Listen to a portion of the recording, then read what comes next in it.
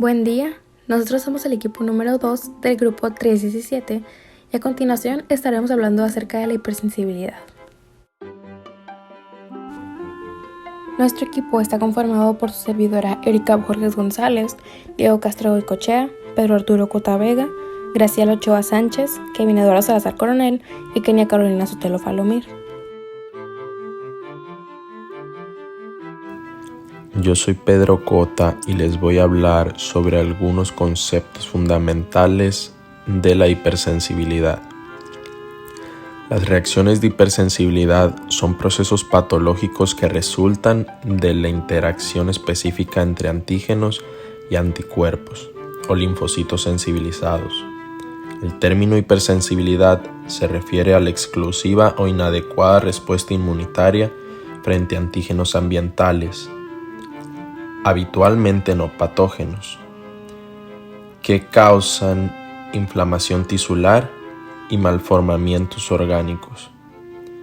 Yell y Cobb clasificaron los mecanismos inmunopatogénicos o reacciones de hipersensibilidad en 4 tipos. En cada uno de ellos participan de forma secuencial diferentes tipos de células y mediadores solubles. Mi nombre es Diego Castro Goicoechea y hablaré sobre los principios básicos. El ser humano, para defenderse de las agresiones por agentes patógenos, pone en marcha sus mecanismos de defensa. Este se halla constituido por la barrera natural del cuerpo y factores de respuesta inmunológica inespecíficos y específicas. Su función consiste en tolerar lo propio y eliminar lo extraño, y lo hace a través de sus distintos componentes que no actúan en forma independiente sino conjuntamente, utilizando distintas estrategias para eliminar aquello que considera extraño. En determinadas circunstancias, dependiendo de agentes patógenos y del terreno genético, el organismo reacciona de forma excesiva, pudiendo ocasionar diversos tipos de daño, dando lugar a las reacciones hipersensibilidad. En toda respuesta inmunológica, ya sea normal o patológica, se requiere de una fase de sensibilización, que siempre es silente. Durante esta fase, las células presentadoras de antígenos procesan los antígenos propios o extraños y los presentan a los linfocitos T CD4. Estos linfocitos serán los encargados de dirigir el tipo de respuesta inmune, ya sea de predominio celular o humoral, contra este antígeno, en forma silente hasta que al sobrepasar un determinado umbral se desencadena el daño inmunológico y la sintomología clínica.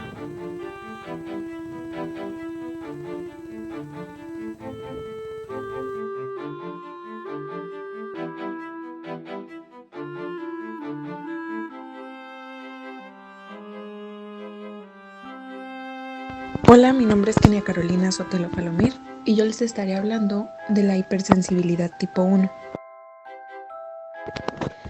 Las reacciones de hipersensibilidad tipo 1 son procesos con una elevada prevalencia, el cual puede afectar el 20% de la población caucásica.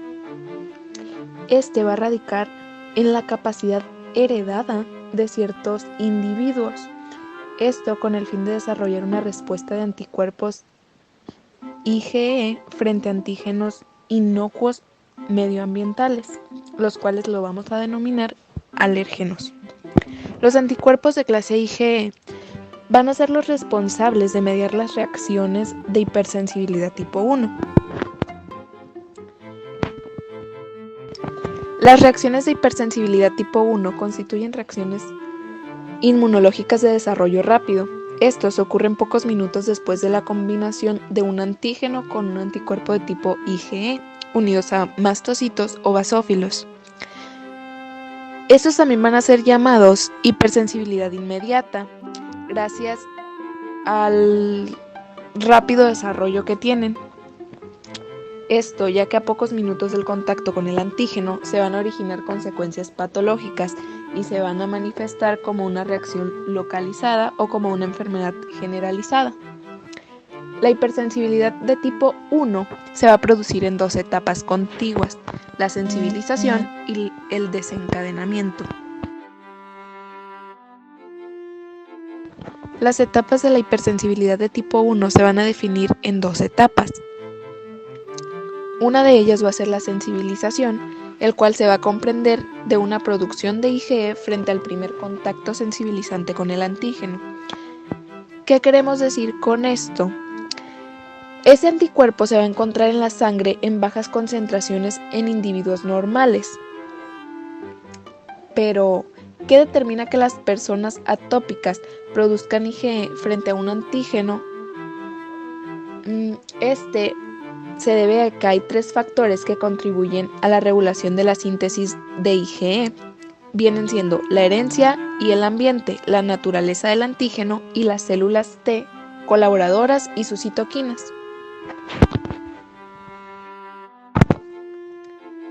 Como segundo punto, tenemos a la unión de la IgE a receptores específicos en la superficie de mastocitos y basófilos.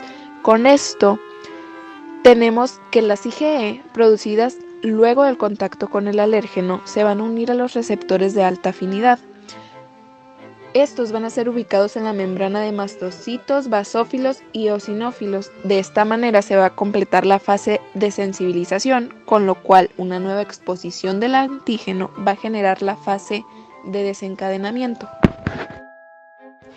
Como 2 tenemos al desencadenamiento y este se va a dividir en 3, que es la reexposición al antígeno e interacción del mismo con la IgE específica. ¿A qué nos referimos con esto?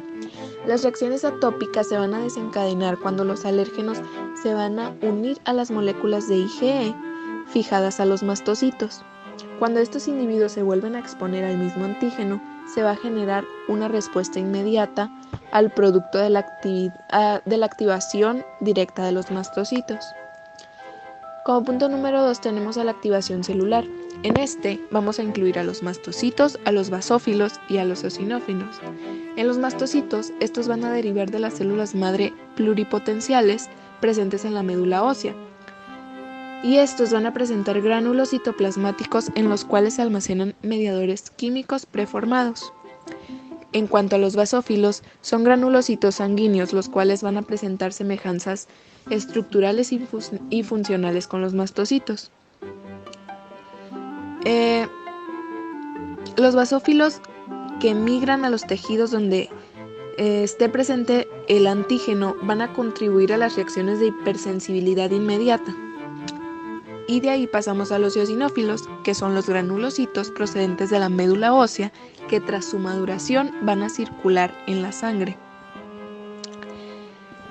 Y como tercer punto tenemos a la acción de los mediadores. Esta va a ser la fase inicial, por así decirlo. Es donde los mediadores preformados que se liberan son de vida media corta y por tanto van a ser potentes efectos que se van a limitar a las inmediaciones donde ocurrió la activación del mastocito.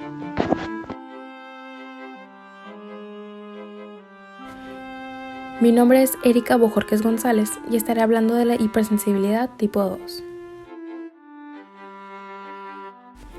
En la hipersensibilidad tipo 2, los 3 mecanismos de lesión mediada por anticuerpos son la toxicidad dependiente de anticuerpos, las reacciones dependientes de complemento y la reacción de hipersensibilidad antirreceptor. La citotoxicidad dependiente de anticuerpos no implica la fijación de complemento, sino que exige la cooperación de leucocitos. Estas células se unen por sus receptores para la Fc de la IgG que se halla fijada en la célula diana y producen la lisis celular sin fagocitosis. Las reacciones dependientes del complemento pueden producir lisis directa cuando el anticuerpo IgM o IgG reacciona con el antígeno presente en la superficie celular y activa el complemento. O bien, las células se hacen sensibles a ser fagocitadas por la fijación del anticuerpo o del fragmento C3 a la superficie celular. Muchos medicamentos inducen a este tipo de hipersensibilidad, provocando anticuerpos dirigidos contra receptores o sobre la superficie de las plaquetas. En la reacción de hipersensibilidad antirreceptor, los anticuerpos son dirigidos contra los receptores de la superficie celular, pudiendo alterar o modificar su función. Cabe destacar que este tipo de hipersensibilidad se haya implicado en la patogenia de numerosas enfermedades autoinmunitarias, donde los anticuerpos son dirigidos contra antígenos propios, atacando o destruyendo diferentes tejidos. Los siguientes son ejemplos clínicos: reacciones transfusionales, enfermedad hemolítica del recién nacido, anemias hemolíticas, púrpura trombocitopénica inducida por anticuerpos, leucopenia, pénfigo, anemia perniciosa, trombocitopenia neonatal, rechazo del injerto agudo temprano de un riñón trasplantado, síndrome de Goodpasture, hipersensibilidad a fármacos como la penicilina, miastenia grave, enfermedad de Graves, enfermedad de Raynaud, diabetes y trombocitopenia inducida por medicamentos. En esta, los anticuerpos son dirigidos contra receptores plaquetarios, llevando a su destrucción. La heparina induce los anticuerpos sobre la superficie plaquetaria, produciendo trombocitopenia y trombosis en la microvasculatura. Muchas drogas causan agranulocitos, idiosincrática y anemia hemolítica. Un ejemplo de ello es la clozapina. Para determinar este mecanismo de lesión inmunológica se disponen de las siguientes pruebas, que son la prueba de Combs directa, prueba indirecta de la antiglobulina, microscopía fluorescente y pruebas antirreceptor. La prueba de Combs directa detecta el anticuerpo y el complemento sobre los hematíes. Para la prueba se utiliza antisuero de conejo, uno para la inmunoglobulina y otro para el complemento. Cuando estos reactivos se mezclan con hematíes revestidos con inmunoglobulina o complemento, se produce la aglutinación. La prueba indirecta de la antiglobulina detecta el anticuerpo circulante contra los antígenos de los hematíes. Se utiliza suero del paciente que se incuba con hematíes del mismo grupo sanguíneo y se realiza la prueba de antiglobulina sobre los hematíes. La aglutinación confirma la presencia de anticuerpos. La microscopía fluorescente sirve para detectar la presencia de inmunoglobulina o de complemento en el tejido, la cual es la prueba directa, o anticuerpos circulantes, que es la prueba indirecta. Y las pruebas de antirreceptor sirven para detectar anticuerpos contra receptores. Mi nombre es Graciela Ochoa Sánchez y hoy les vengo a hablar acerca de lo que es una de las 4 hipersensibilidades. En este caso sería la hipersensibilidad tipo 3. Bueno, esta hipersensibilidad de tipo 3 ocurre cuando antígenos y anticuerpos se encuentran presentes en grandes cantidades y en proporciones similares, y pues esto puede ocasionar o puede causar reacciones de precipitación con entrecruzamiento que serían muy extensas. La hipersensibilidad tipo 3 se le conoce como una enfermedad por inmunocomplejos. Ahora hablaremos sobre lo que es la eliminación de inmunocomplejos por fagocitos mononucleares. Bueno, sabemos que la hipersensibilidad es una enfermedad por inmunocomplejos. Pues iniciamos descubriendo cómo es que los inmunocomplejos son normalmente eliminados, porque más adelante veremos que cuando esta eliminación no es completamente bien llevada, esto será fundamental pues para las partes de la enfermedad de inmunocomplejos llamado hipersensibilidad tipo 3. Bueno, normalmente sabemos que hay distintas inmunoglobulinas y algunas tienen la capacidad peculiar de activar el complemento, como la inmunoglobulina G y la inmunoglobulina M.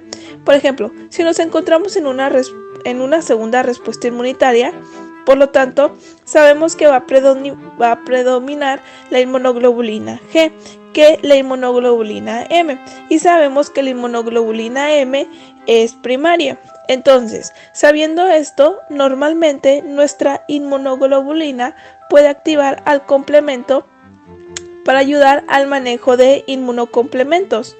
Entonces, pero primero, ¿qué son los inmunocomplejos? Los inmunocomplejos, estos están dados por dos importantes participantes, como la inmunoglobulina y el antígeno, y este antígeno a través de epitopo se va a unir al paratipo presente en la fracción variable que está presente en la inmunoglobulina. El complemento va a activar una de las partes más fundamentales de la creación de la C3b y de la C4b, que esto facilitará lo que es la oxonificación de este inmunocomplejo. Pero antes de oxonificarlo, hay que tener en cuenta que los eritrocitos tienen un receptor para C3b y C4b, que es el receptor de CR1. y este tiene una relevancia ya que este solubiliza e impide que los inmunocomplejos pues se precipiten. ¿Cómo lo va a hacer? Bueno, estos van a permitir que los inmunocomplejos se unan a través de este receptor para después este eritrocito junto a los inmunocomplejos viajen hacia el hígado y hacia el vaso, donde distintos macrófagos y fagocitos mononucleares van a remover lo que es el inmunocomplejo. Entonces los macrófagos tendrán esa importante tarea. ¿Y cómo lo van a reconocer? Bueno, hay distintas maneras de reconocer los inmunocomplejos que vienen en el receptor CR1. Si el factor I, que es el factor inhibitorio, puede actuar directamente sobre estos factores que será C3b y C4b, ocasionando la formación mediante del C3b, el IC3b, y este puede ser reconocido por el receptor de tipo integrina CR3 o CR4, que son distintos, pero que ambos son receptores hacia la misma proteína del complejo que es modificado por el factor I. Entonces, este IC3b va a estar unido a todo inmunocomplejo.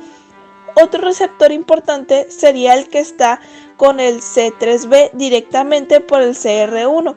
Al igual que el eritrocito, el sistema fagocito mononuclear tiene receptores del tipo CR1 para detectar el C3b y así facilitar la fagocitosis y también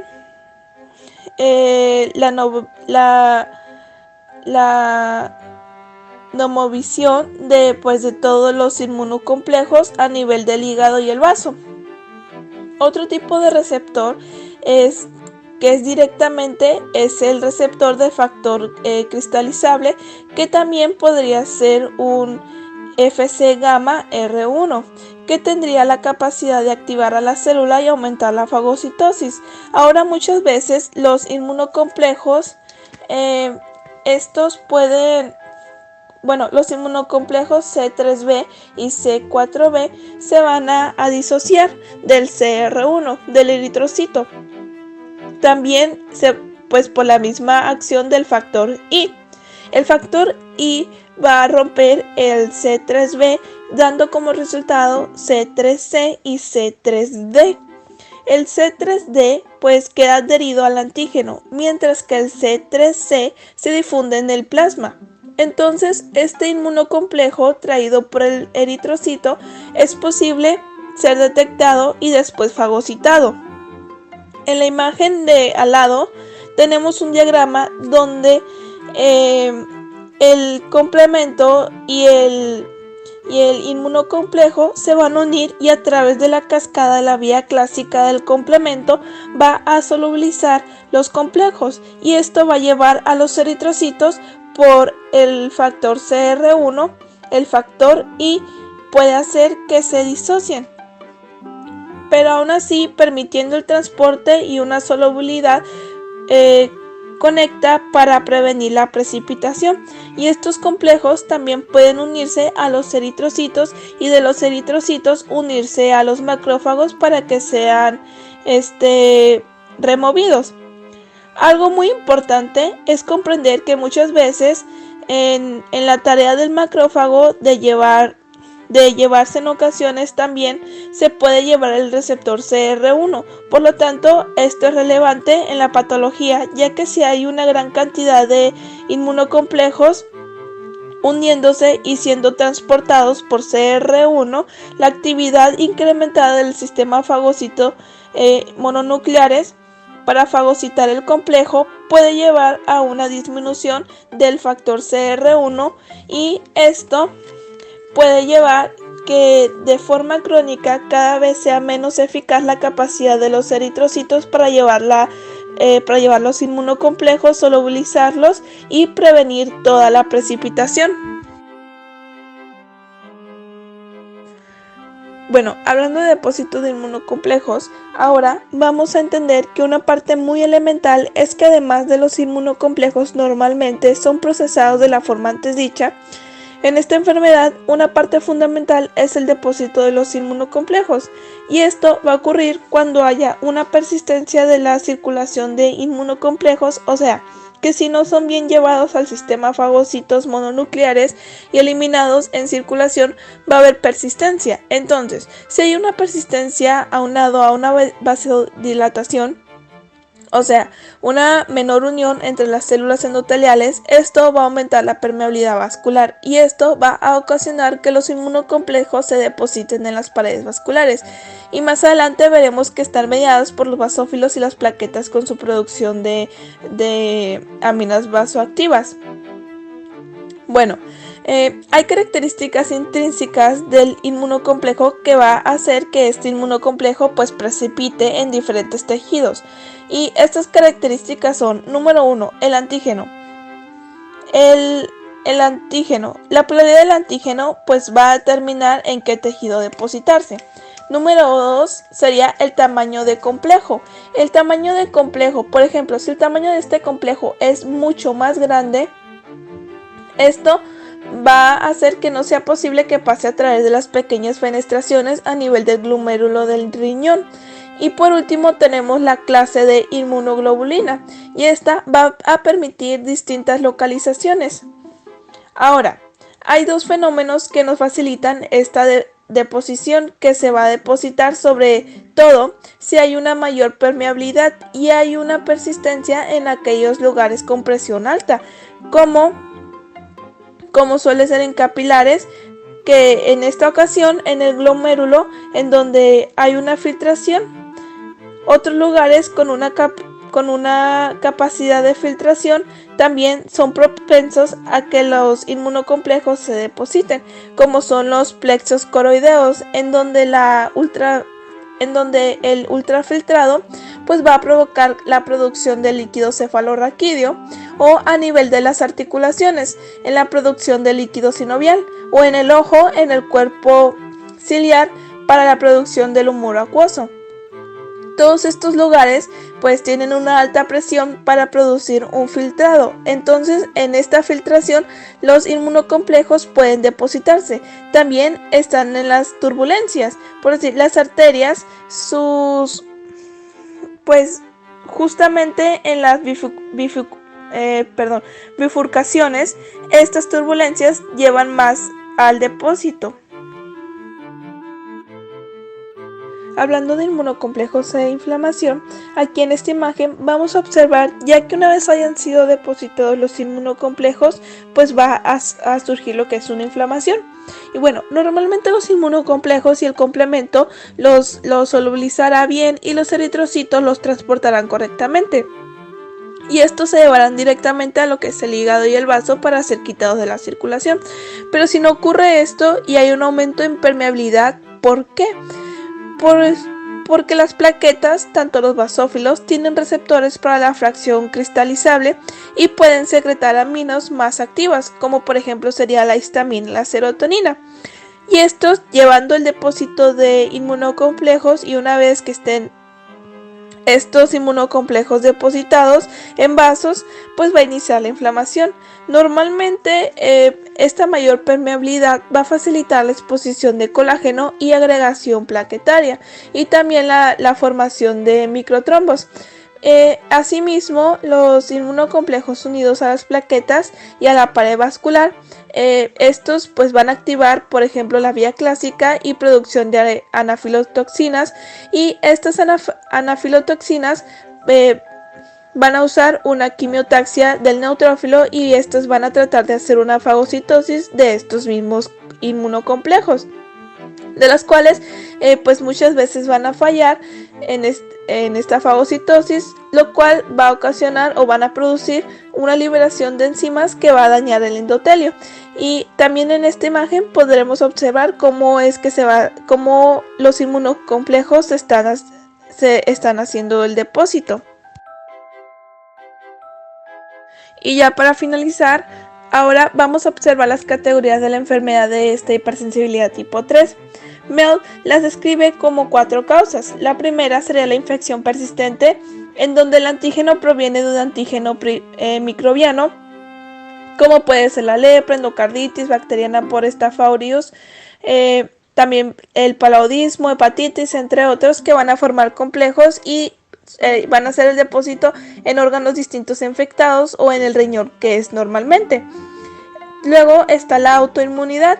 Esta es otra causa en donde este es un claro ejemplo del lupus eritematoso sistemático o el síndrome de Schindler, en donde es un antígeno propio que va a llevar a los inmunocomplejos haciendo que se deposite en riñón.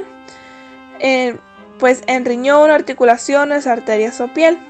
Otro es el antígeno inhalado, como presentes en animales, como por ejemplo es como el pulmón del cuidador de palomas, en donde estos antígenos de paloma van a llevar a una deposición de inmunocomplejos al nivel del pulmón, provocando la inflamación. Y por último tenemos las crioglobulinas, que a baja temperatura tienden a precipitar.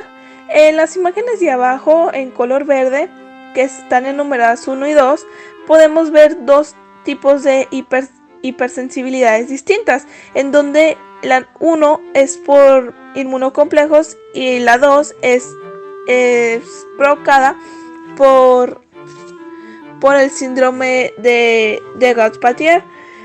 Podemos ver en la segunda, que hay una inmunofluorescencia de tipo más basal u homogénea, porque esto está atacando algo que está en todas y cada una de sus partes. En cambio, en la imagen 1, la turbulencia y tamaño del antígeno van a predisponer que hay pequeñas formaciones granulosas en donde los inmunocomplejos depositan. Gracias. Mi nombre es Kevin Eduardo Salazar Coronel y voy a hablar sobre la hipersensibilidad tipo 4.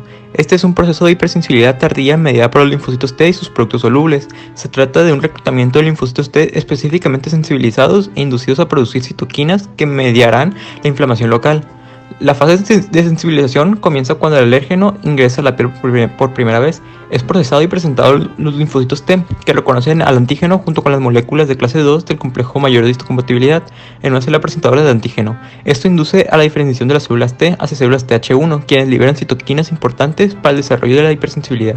Este periodo dura de 1 a 2 semanas. A medida que transcurre la respuesta inmune, el antígeno es eliminado. Sin embargo, quedan células T en memoria específicas capaces de reconocer a su antígeno al ser reestimuladas por él, de diferenciarse y proliferar como células efectoras. Por lo tanto, tras un segundo contacto con el antígeno, los linfocitos T en memoria específicos no los reconocerán y en una rápida acción determinarán la cascada de eventos que dará lugar a una respuesta inflamatoria típica de la sensibilidad tardía. Para este segundo periodo requieren unas 24 horas para que la reacción se haga evidente y el máximo se produce entre 48 y 72 horas. La inflamación generada en este caso se caracteriza por una gran infiltración de células mononucleares con predominio de induración sobre el edema. Para la hipersensibilidad retardada se describen 4 criterios. 1. Son imprescindibles de las células T. 2. Las células T se observan en la misma lesión. 3. Es imposible la sensibilización en individuos con aplasia tímica. Y 4. Las sensibilizaciones previas se bloquean mediante tratamiento de suero antilinfocítico.